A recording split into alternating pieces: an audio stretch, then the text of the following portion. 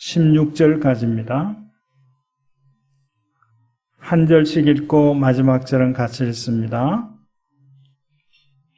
너희는 세상의 빛이라. 산 위에 있는 동네가 숨겨지지 못할 것이요 사람이 등불을 켜서 마라에 대하냐고 성경에 전하니 그러므로 집안 모든 사람에게 비추라. 이같이 너희 빛이 사람 앞에 비추게 하여 그들로 너희 착한 행실을 보고 하늘에 계신 너희 아버지께 영광을 돌리게 하라. 아멘. 공인이라는 말이 있죠. 반대말이 사인입니다. 공적인 인물. 연예인들을 공적인 인물이라 그러죠. 스포츠 스타들을 공인이라고 합니다. 정치인들도 공인에 포함시키죠. 그런데 또 다른 그룹이 있습니다. 오늘 말씀에 근거하면 기독교인도 공인에 속하는 것을 보게 됩니다. 공인은 사생활이 어느 정도 제한을 받죠. 자기 사생활을 다 주장하지 못하는 것이 공인의 모습입니다. 사람들이 관심을 갖고 지켜보는 그런 사람들이 공인이죠. 기독교인들도 그런 면에서 공인입니다. 왜냐하면 기독교인에게는 빛이 있기 때문입니다. 제가 핸드폰 후레쉬 불을 켜고 킨 채로 모르고 주머니에 넣어 놓은 적이 있습니다. 그랬더니 그것이 옷을 뚫고 빛이 비쳐 나오는 것을 경험해 본 적이 있습니다. 빛을 가지고 있으면 그 빛 때문에 사람들의 시선을 끌게 되는 겁니다. 감추고 숨기고 싶어도 사람들이 보게 된다는 것입니다. 그런 면에서는 기독교인들이 공인입니다.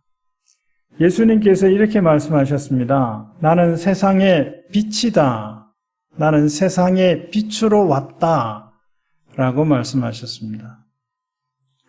그리고 말씀하시기를 너희는 세상의 빛이다. 그렇게 또 말씀하셨습니다.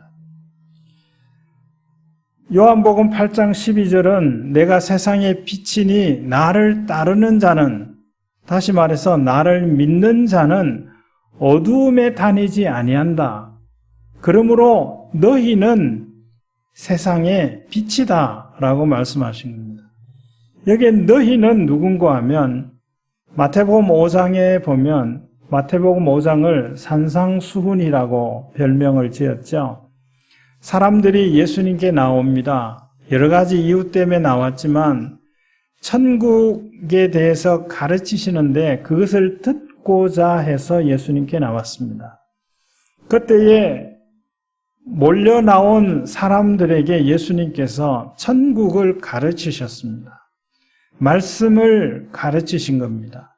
너희는 누군가 하면 그 말씀을 들은 사람입니다. 그 말씀을 받은 사람입니다. 그리고 받은 그 말씀을 따라 사는 사람입니다. 그 말씀 따라 살다가 때로는 어려움을 겪는 사람들입니다. 이런 사람들을 오늘 본문의 말씀을 통해서 뭐라고 말했는가 하면 복 있는 사람이다 그랬어요. 복 있는 사람이다.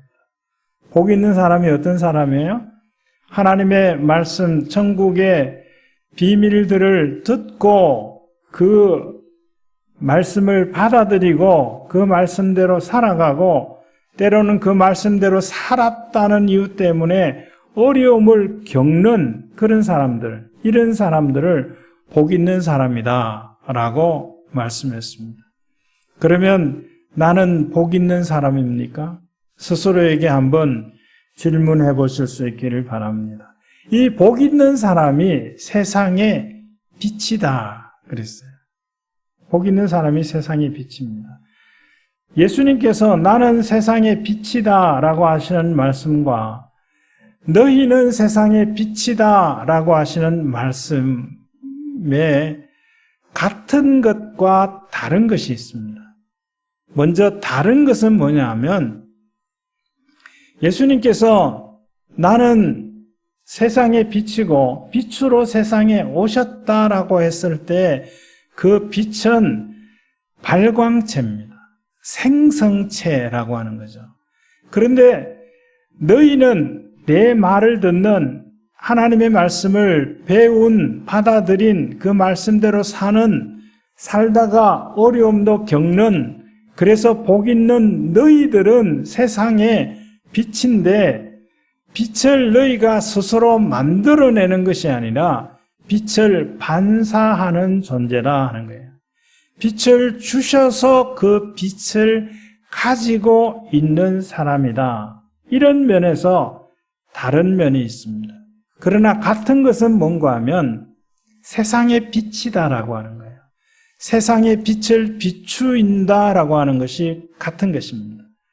그러므로 너희는 세상의 빛이다라고 하시는 이 말씀을 하시는 예수님이 세상의 빛이시고 우리에게 빛을 주셔서 우리로 하여금 세상의 빛으로 살아가게 하시는 겁니다. 그렇게 살아가라고 말씀을 하시는 것입니다.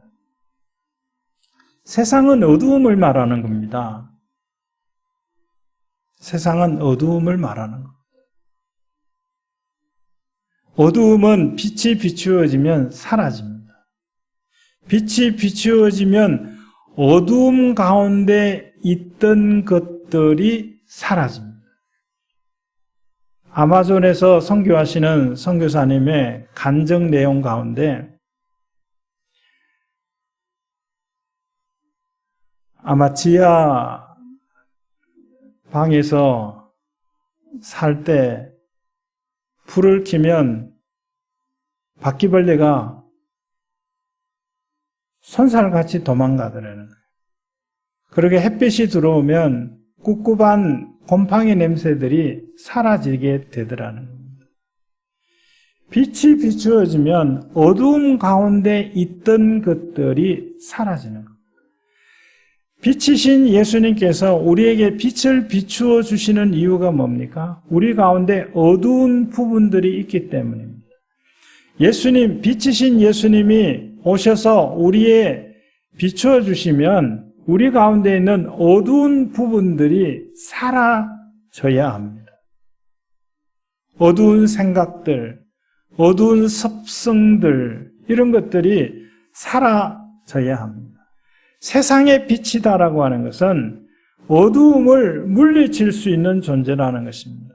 그러므로 빛을 가진 사람은 나쁜 행실을 하지 않습니다. 빛을 가지면 자기의 행실이 드러난다, 다 공개되어져 있다, 오픈되어져 있다라고 하는 것을 알면 나쁜 행실을 할 수가 없습니다.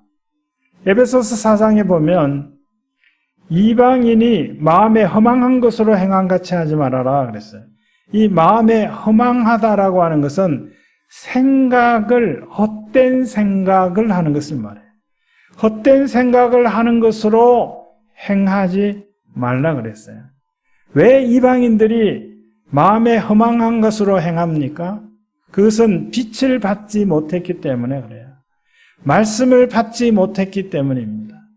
이방인이라고 하는 것은 혈통적인 다른 민족을 말하는 게 아니라 말씀을 받지 못한 사람, 그래서 복이 없는 사람, 이들을 이방인이라 그렇게 말합니다.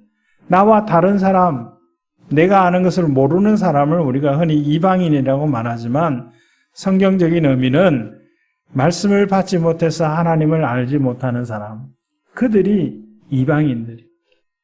이방인들이었던 우리에게 빛으로 오신 예수님이 빛을 비추어 주심으로 말미암아 우리 가운데 있는 이 어두움의 것들이 사라지게 됐습니다. 그러므로 이제는 복이 없는 사람이 아니고 빛이 없는 사람이 아니라 빛을 품고 복된 삶을 살아가는 사람, 그러므로 말미암아 착한 일을 할 수 있는 사람이 되었다라고 말씀합니다. 사람들은 착한 일을 이렇게 말합니다. 자기의 주장을 덜 하는 사람, 자기 주장을 하지 않는 사람, 그런 사람을 착한 사람이라 그럽니다. 착한 사람을 좀 맹한 사람으로 이해하면서 그런 모습을 착하다고 그렇게 이야기합니다. 또한 자기의 것을 나누는 삶을 착한 사람이라고 그럽니다. 기업이라고 하는 것은 이윤을 추구하는 집단이죠. 물론 정당한 이윤을 추구해야 합니다.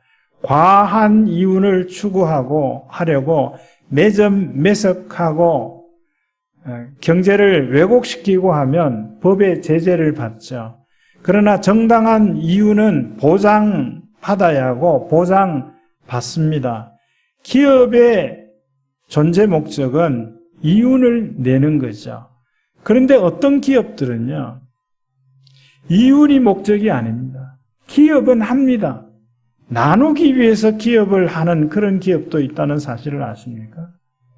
돈을 많이 버는 게 목적이 아니고 많이 나누는 것이 목적인 그런 기업들도, 그런 크리스찬 기업들도 있습니다. 왜 사람들이 이렇게 살까요? 이렇게 사는 이유가 있습니다. 이렇게 살라고 하나님께서 은혜를 주셨다라고 하는 것을 알기 때문에 그렇습니다. 고린도후서 9장에 보면 하나님이 능히 모든 은혜를 너희에게 넘치게 하시나니 이는 너희로 모든 일에 항상 모든 것이 넉넉하여 모든 착한 일을 넘치게 하려 하심이라 그랬어요. 말이 좀 어렵죠. 하나님이 우리에게 은혜 주시는 것은 착한 일 하라고 은혜 주신다는 겁니다. 이 은혜는 은혜 받았습니다라고 할 때 말하는 그 은혜가 아니고 감동받은 것을 말하는 것이 아니라 하나님께서 주시는 것을 말합니다. 하나님께서 우리에게 주시는 것, 보이는 것, 보이지 않는 것, 그 주시는 모든 것, 넘치게 주시는 이유가 뭐냐 하면 착한 일 하라고 주셨다라고 말씀합니다. 그런데 착한 일은 여기까지가 아닙니다. 내가 주장할 수 있는 것, 주장하지 않는 것, 내게 있는 것을 있는 대로 나누는 것, 이 정도를 착한 일이라고 말하지 않습니다. 착한 일은 그러면 무엇일까요? 사도행전 3장과 4장에 보면 3장에 보면 나면서부터 못 걷는 사람이 있습니다. 이 사람을 사람들이 성전 미문에 아침에 데려다 놓았어요. 왜냐하면 당시에 유대인들은 하루에 3번 혹은 4번 성전에 올라가서 기도했어요. 제가 무주에 있는 태권도원을 방문해서 그 엘리베이터 앞에 그 안내 표시에 보니까 기도실이라고 있더라고요. 4층에 기도실이 있더라고요. 그래서 어떻게 태권도원에 기도실이 있을까? 그래서 일부러 찾아가 봤어요. 찾아가 봤더니 그냥 의자가 없는 우리 예배당 한 3분의 1 정도 되는 공간인데 남자 방이 있고 여자 방이 따로 있더라고요. 그래 가서 보니까 1층에는 기도실이라고 써놨는데 4층에 올라가 보니까 무슬림을 위한 기도실이에요. 무슬림들은 지금도 하루에 3번인가 4번씩 기도하죠. 전쟁을 하다가도 그 기도하는 시간에는 총을 내려놓는다 그래요. 이렇게 철저하게 지킵니다. 여러분, 우리가 직장에 매여 있고 일정에 매여 있어서 하루에 3번씩 성전에 올라와서 기도하는 일들은 하기가 쉽지 않지만, 그러나 주기적으로 정기적으로 하나님께 매일, 때로는 하루에 몇 번씩 있는 곳에서 기도하는 거, 그거 의미 있는 일 아닙니까? 제가 청년 때에 한때는 이런 생활을 했던 적이 있습니다. 저희 집은 회연동 3가 7번지였고 어딘가 하면 명동 입구 건너편이에요. 남산 기슭에. 그다음에 저희 교회는 남대문 시장 건너편입니다. 두 정거장인가 그렇게 떨어져 있어요. 아침에는, 그리고 직장은 연희동에 있었어요. 아침에는 출근한다고 허겁지겁 버스를 타고 출근을 하고 저녁에 돌아올 때는 두 정거장 전인 남대문 시장에 내려서 교회 예배당에 들려서 아무도 없는, 지금은 헐고 새로 지은 건물이지만 그 건물 이전의 옛날 건물, 그곳에 가서 아무도 없는데 혼자 기도하던 그런 기간이 있었습니다. 참 좋았습니다. 아무도 없지만 때로는 방언으로 기도합니다. 누가 오는 인기척이 나면 입을 가리고 그렇게 기도했어요. 참 그때 좋았습니다. 이 좋은 것을 다른 이들에게 우리는 내주고 있는 것이 아닌가 생각이 됩니다. 자, 나면서 못 걷게 된 사람들에게 사람들이 행한 착한 일은 저들을 메고 성전 미문에 데려다 놓는 겁니다. 메어 데려다 주었다 그랬어요. 그러나 착한 일은 여기에 머무는 것이 아닙니다. 자, 빌립보서 1장 6절에 보면 하나님께서 착한 일을 시작하셨다 그랬어요. 이렇게 기록합니다. 너희 안에 착한 일을 시작하시니가 그랬어요. 여기에 하나님께서 하신 이 착한 일이 어떤 일일까요? 사람들이 나면서 안전뱅이 된 사람, 못 걷는 사람을 성전 미문에 구걸할 수 있도록 데려다 주는 그와 같은 일일까요? 하나님께서 우리 가운데 행하신 착한 일은 무엇일까요? 1장 6절 하반절에 보면 그리스도 예수의 날까지 이루실 줄을 우리는 확신하노라 그랬어요. 여기에 시작하신 착한 일이 또 예수의 날에 이루실 그 착한 일이 무엇인가 하면 믿음과 관련된 것입니다. 이루실 게 뭐냐면 우리의 믿음의 완성입니다. 변하지 않는 믿음을 갖게 하는 것입니다. 그러므로 우리의 안에 시작하신 그 착한 일은 믿음을 갖게 하는 겁니다. 하나님이 행하신 착한 일입니다. 그러므로 우리가 믿음을 갖도록 하신 이 일들을 기억하고 우리의 믿음을 완성시키는 일들을 힘써 해야 할 것입니다. 갈라디아서 6장의 말씀을 보면 너희가 기회 있는 대로 모든 사람에게 착한 일을 해라. 나쁜 일을 하지 말라는 거예요. 허망한 생각으로 헛된 일을 하지 말라는 거예요. 착한 일을 하는데 내 주장하지 않고 내 것을 나누면서 착한 일을 하라는 겁니다. 그런데 믿음의 가정들에게 더 하라 그랬어요. 이 말씀이 무슨 뜻일까요? 믿음의 가정, 우리가 어디 모임에 가서도 예수 믿는 사람인 것 같이 보여지면 왠지 처음 본 사람도 가깝게 여기지 않습니까? 말을 건네고 편안하게 다가가고 그렇게 합니다. 믿음의 가정에게 더욱 착한 일을 하라는 것은 착한 일을 하되 먼저 끼리끼리 믿는 사람들에게 해라. 믿는 사람들이니까 그런 뜻일까요? 끼리끼리 하라는 걸까요? 품앗이 하듯이 하라는 것일까요? 믿음의 가정들에게 착한 일을 하라고 하는 의미가 뭘까요? 믿음을 가질 수 있게 하는 것입니다. 그 믿음으로 섬기며 살아갈 수 있게 하는 것입니다. 그러므로 우리가 해야 하고 할 수 있는 착한 일, 세상의 빛이신 예수님께서 우리에게 그 빛을 비추어 주셔서 하나님께서 우리 안에 착한 일을 시작하셔서 우리가 이제 빛을 가지게 되어졌고 그 빛을 비추어서 해낼 착한 행실을 하라는 것입니다. 베드로와 요한은 나면서 못 걷게 된 이 사람에게 착한 일을 했어요. 어떤 일을 했는가 하면 구걸할 수 있도록 하지 않았어요. 동전을 던져주지 않았어요. 이렇게 했습니다. 내게는 은과 금이 없지만 내게 있는 것으로 내게 주노니 나사렛 예수 그리스도의 이름으로 일어나 걸어라 라고 했습니다. 이것은 계속 기도하던 베드로와 요한만이 할 수 있는 일이었어요.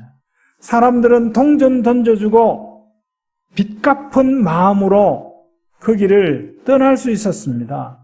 그러나 베드로와 요한이 동전만 던져줬다면 여전히 찝찝한 마음으로 성전에 들어갔을 것입니다. 그러나 그에게 있는 나사렛 예수 그리스도의 이름으로 그로 하여금 걸으라고 명령했고 그는 일어나서 걸었습니다. 뛰었습니다. 그리고 하나님께 영광을 돌렸습니다. 나면서 못 걷게 된 사람에게 베드로와 요한이 한 착한 일은 이런 것입니다. 우리가 믿음의 가정들에게 또 사람들에게 해야 할 착한 일이 이러한 것들입니다. 내가 믿는 것이 착한 일입니다. 내가 믿는 대로 섬기는 삶을 사는 것이 착한 일입니다.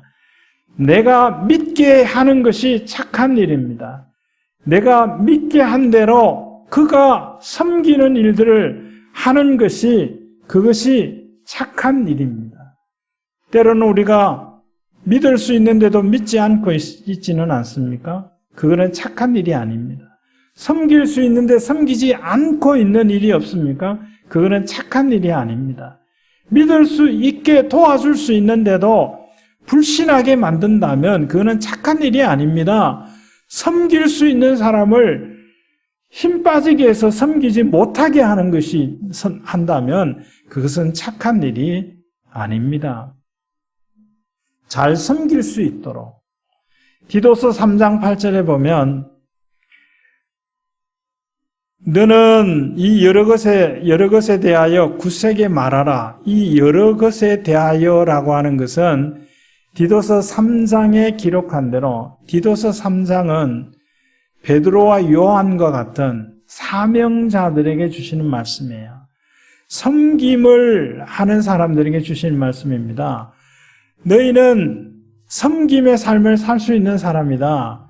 또 그 삶을 살아야 된다. 그 삶을 살게 하기 위해서 하나님이 은혜를 주셨다. 이 일들을 말하라는 거예요. 왜 말하라 그랬냐면 선한 일을 힘쓰게 하게 하기 위해서라고 그랬어요. 선한 일을 힘쓰게 하기 위해서.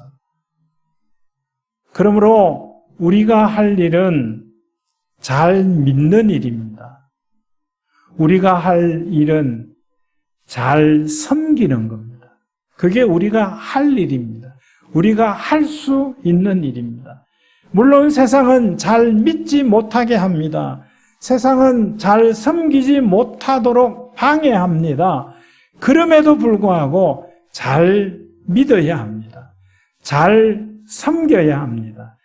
그렇게 하기 위해서 하나님께서 우리에게 빛을 주셨고 은혜를 주셨습니다.